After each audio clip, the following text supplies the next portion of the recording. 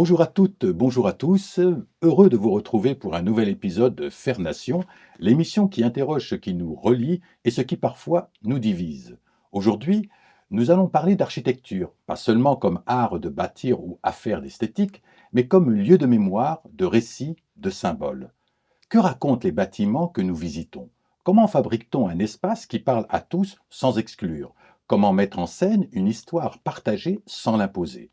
Musées, mémoriaux, pavillons d'exposition, dans ces espaces, c'est une autre forme de langage qui s'exprime, une architecture qui pense, qui dialogue, qui interroge. À travers la scénographie, on raconte, on donne à voir, mais on donne aussi à penser. Pour en parler, je reçois aujourd'hui une architecte et scénographe dont le travail est reconnu bien au-delà de nos frontières. Lauréate de nombreuses distinctions, elle a notamment conçu le pavillon de la France à l'exposition universelle de Milan en 2015. Et elle est engagée depuis des années dans une réflexion exigeante sur la place du récit dans l'espace public. Bonjour Adine Rispal, Bonjour Rachid, merci d'être parmi nous. merci.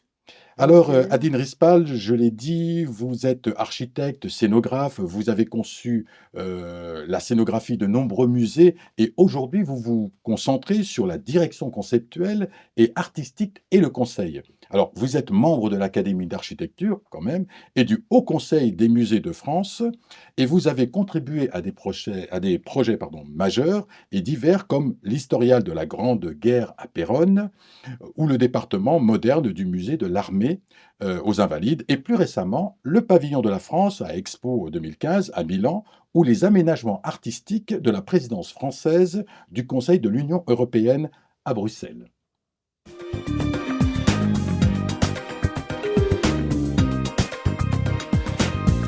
Alors, pour commencer, Adeline Rispal, votre métier, franchement, est particulier. Vous êtes entre architecture et mise en scène. Alors, vous dites que la scénographie, c'est comme une écriture dans l'espace. Qu'est-ce que cela veut dire en pratique? Alors, tout comme l'architecture est un art de l'espace, qui a sa propre, écriture, qui relève du langage non verbal, que les visiteurs ou que les humains parcourent avec leur corps sensible, mais aussi, leur bagage, biographique, leur bagage mémoriel, la scénographie est aussi un langage, puisqu'elle est architecture. Et ce langage s'inscrit dans toute une généalogie qui commence avec les tombes, les lieux de culte, tous ces lieux du sacré dans lequel l'homme a eu besoin de déplacer des objets du champ utilitaire vers le champ symbolique. Et à partir de ce déplacement, il y a scénographie en réalité. Ah, très bien, bah, c'est bon de comprendre à peu près le champ dans lequel vous intervenez. Mais alors, est-ce que justement, un lieu raconte déjà quelque chose avant même qu'on y installe quoi que ce soit? Alors c'est toute la question du lieu qui est d'abord une architecture, Hmm. qui se manifeste par des proportions particulières. Notamment, les lieux du culte ou les musées que je compare souvent, évidemment puisqu'il me semble on a depuis déplacé les objets de ces lieux sacrés vers les musées et ce qui fait que ce sont ces objets qui sont devenus eux-mêmes sacrés. C'est-à-dire que l'art a aujourd'hui une fonction, de mon point de vue, de spirituelle, pour les gens, pour les visiteurs et c'est pas un hasard s'il y a autant de visiteurs dans les musées. On en décompte 117 millions en 2019 en France. Ah oui, autant, Ce qui est effectivement, énorme. ce Mmh. qui est énorme. Alors, quand vous concevez un espace, comment faites-vous pour qu'il parle à la fois au cœur et à l'esprit? Ça rejoint ce que vous venez d'évoquer à l'instant. Alors, tout espace parle au cœur et à l'esprit, pour les raisons que je viens de citer. Heu, une cellule de prison parle au cœur et à l'esprit négativement, Mmh, mais elle parle. mmh, Donc en réalité, on néglige l'impact réel de l'architecture sur nos comportements, mmh. par méconnaissance, probablement. Il n'y a pas beaucoup de recherches sur ce sujet-là. Mais ce qui est important, c'est que, dans l'espace, muséal, on essaye justement de s'approcher d'une compréhension alors expérimentale, intuitive, mais aussi, scientifique puisqu'il y a quand même des travaux là-dessus et notre rôle est de favoriser la rencontre entre les visiteurs et ces objets qui sont là, qui sont artistiques ou non, ces connaissances, ces savoirs, et qu'il puisse trouver sa place à l'intérieur de ces récits, ce qui est très important. Donc un vrai travail de médiation. Alors, Est-il possible aujourd'hui de créer justement un lieu qui rassemble vraiment sans être trop fade ni trop imposant? Où trouve-t-on l'équilibre, si je puis dire? Alors, pour ces lieux, il faut à la fois une architecture, d'abord parce que c'est elle qui nous protège, Oui, hein, des intempéries, c'est elle qui signifie dans la ville, et c'est elle qui reçoit l'exposition.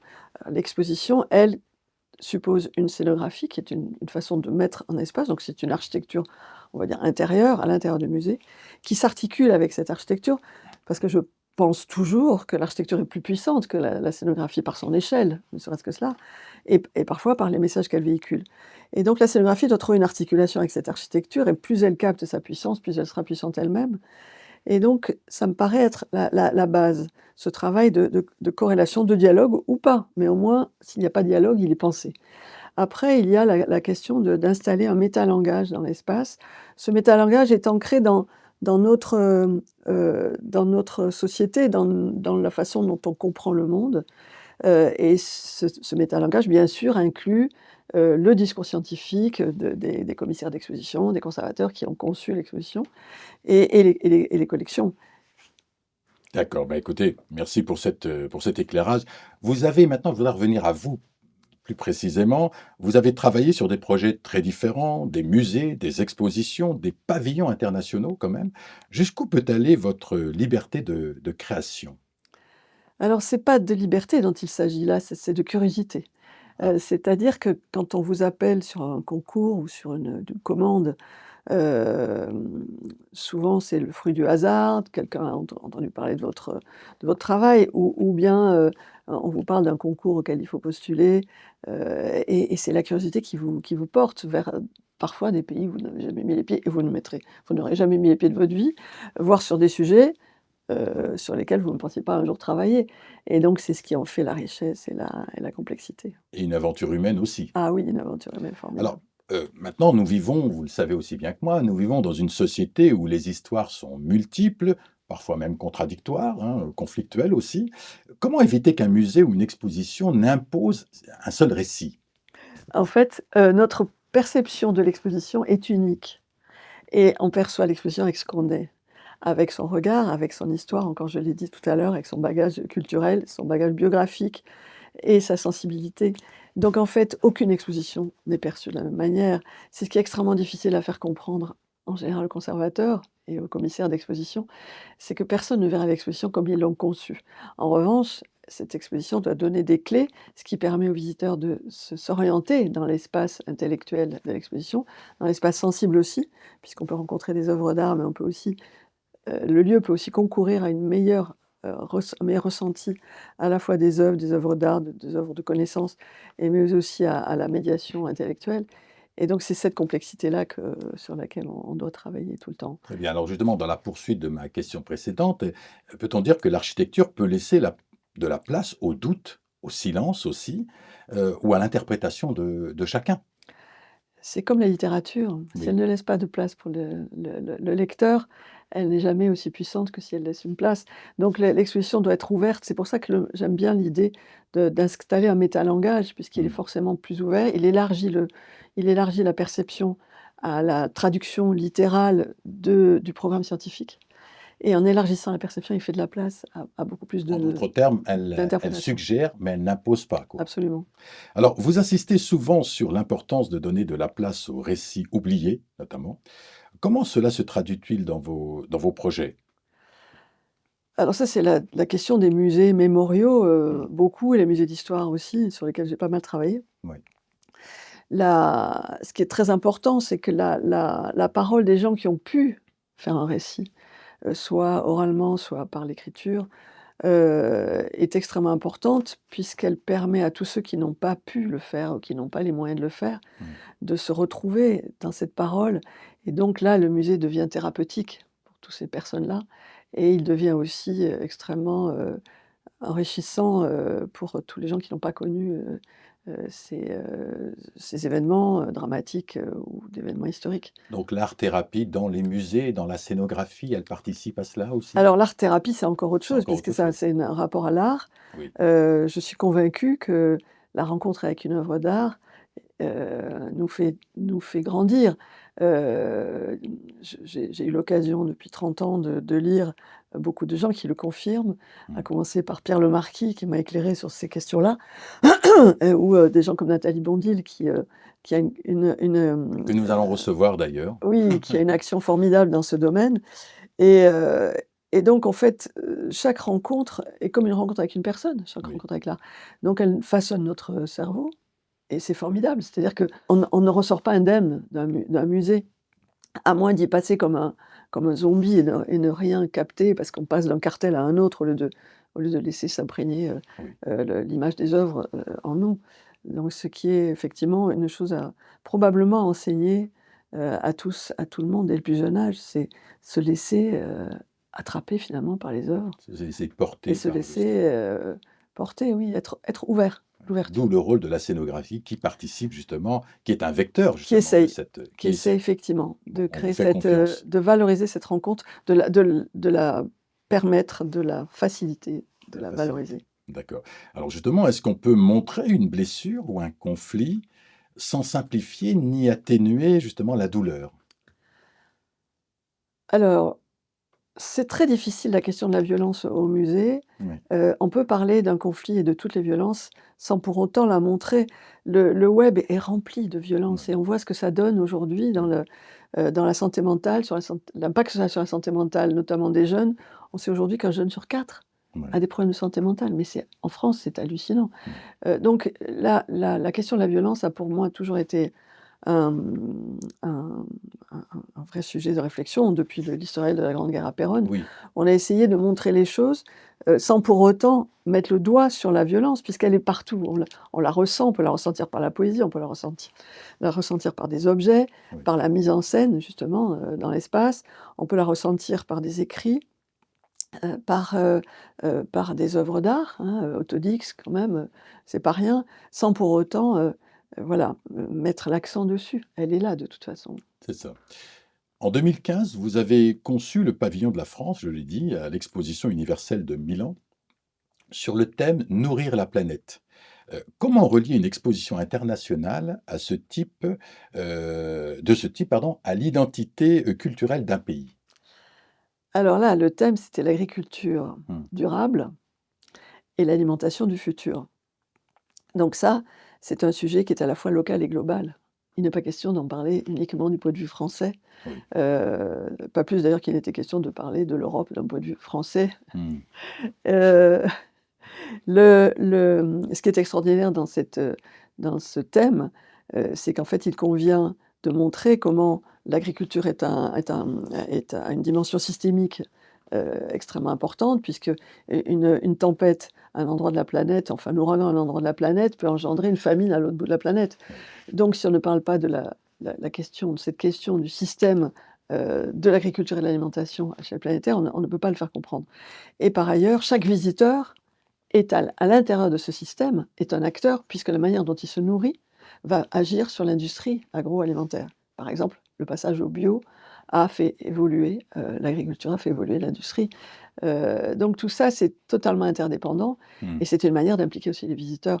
Et donc là, on a à la fois travaillé avec 150 laboratoires de recherche, industriels, agriculteurs, centres de recherche bien sûr, tout ça français puisque c'était le pavillon de la France, pour parler d'enjeux qui sont en réalité, communs à tous les pays de la planète. Et vous avez réussi à vous accorder justement sur un récit commun donc? Eh bien, le récit était pluriel puisqu'en C'était fait, pluriel.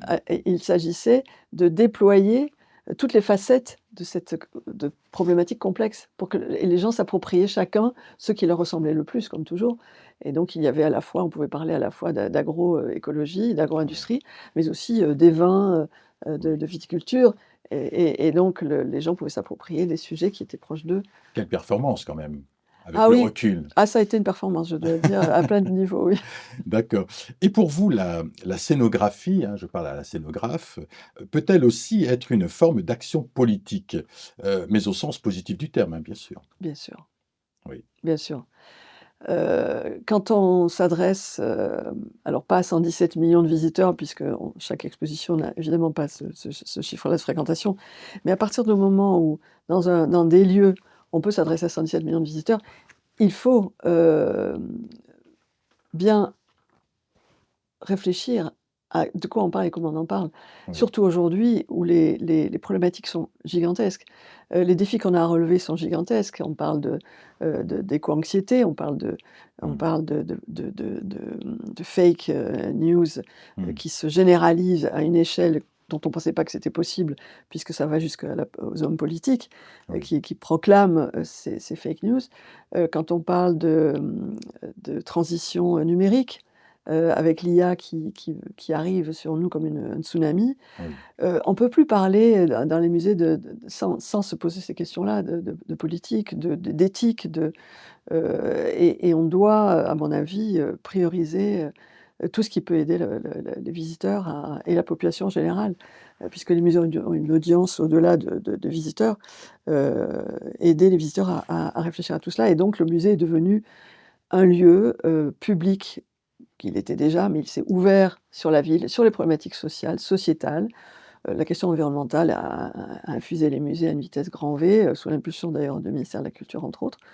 Ce qui fait qu'aujourd'hui on parle d'éco-conception, des expositions C'est ça. et donc toute cette, porosité entre le musée et la société qu'il représente, qu'il draine dans ses murs, est extrêmement important et ce qui en donne effectivement une dimension politique aujourd'hui. Alors face aux tensions identitaires, aujourd'hui, hein, on en est tous, conscients. Est-ce que l'architecture peut apaiser, relier, réconcilier? C'est Adeline Rispal. Alors une certaine architecture a pu diviser, Mmh. l'architecture, de la reconstruction après-guerre, des logements dans des quartiers, avec une concentration, extrême a divisé, l'urbanisme a divisé en fait. Mais c'est pas son rôle, au contraire, le rôle de l'architecture et de l'urbanisme, c'est de réunir, c'est de relier les humains, autour de valeurs, communes et l'urbanisme contemporain est très, très au fait de cela. Les nouvelles générations d'architectes sont éminemment, conscients des enjeux de la ville du futur, d'aujourd'hui et du futur et sont en train de la construire et de la repenser complètement. Alors on ne parle pas que des questions, écologiques, il y a aussi les questions sociales et sociétales qui sont très, très importantes dans leur réflexion. La question du lien, effectivement, du lien social qui se défait, qui se délite à une allure, qui est, terrible donc ces enjeux sont pris très au sérieux par les architectes et dans le monde des musées et des expositions, bien sûr aussi. Un musée est ouvert à tous. Malheureusement, tout le monde n'y va pas et ça Oui, reste encore un des enjeux. C'est-à-dire que depuis les années 70, on a commencé à mettre en place, hem, des politiques de démocratisation culturelle. oui.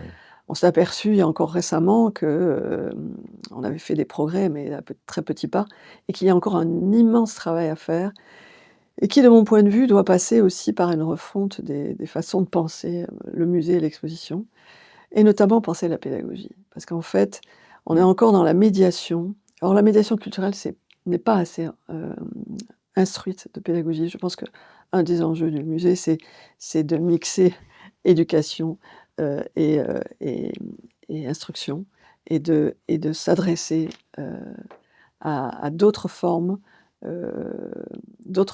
d'exposition, de faire évoluer la manière d'y accéder, la manière d'accéder à la connaissance et ça passe probablement, par une plus grande ouverture à toutes les nouvelles formes de pédagogie qui sont, extrêmement intéressantes et qui sont pas si nouvelles que ça et on se D'accord. demande d'ailleurs pourquoi elles infiltrent pas plus et l'école Mmh. et les musées.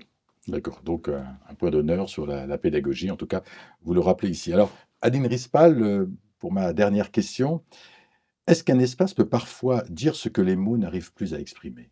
Bien sûr, c'est sa dimension artistique qui est à l'œuvre dans ce cas-là, tout comme la musique, Mmh. tout comme l'art, qui sont des langages non verbaux. Donc l'architecture évidemment, dans les mémoriaux par exemple, ou dans les lieux de culte qu'on connaît, bien ici, Mmh. hem, elle transcende évidemment la parole et Elle transcende. c'est sa richesse. Merci Adeline Rispal, vraiment pour cet échange, passionnant. Vous nous rappelez que l'espace peut être un langage, un geste, d'hospitalité, un récit en mouvement. On le sent dans ce que vous nous transmettez, hein, une exigence d'écoute, d'élégance et de sens, une manière d'habiter le monde sans jamais cesser, de l'interroger. Vous nous rappelez aussi que l'architecture est aussi, un récit citoyen. capable de relier les mémoires et d'ouvrir un espace commun. Faire nation, c'est une parole qui se poursuit au-delà des micros, dans vos projets, vos lectures, vos engagements. Merci à vous toutes et à vous tous pour votre écoute. On se retrouve dans 2 semaines pour un nouvel épisode de Nouvelles Voix et toujours la même envie, comprendre ensemble ce qui nous relie. Et d'ici là, prenez soin de vous.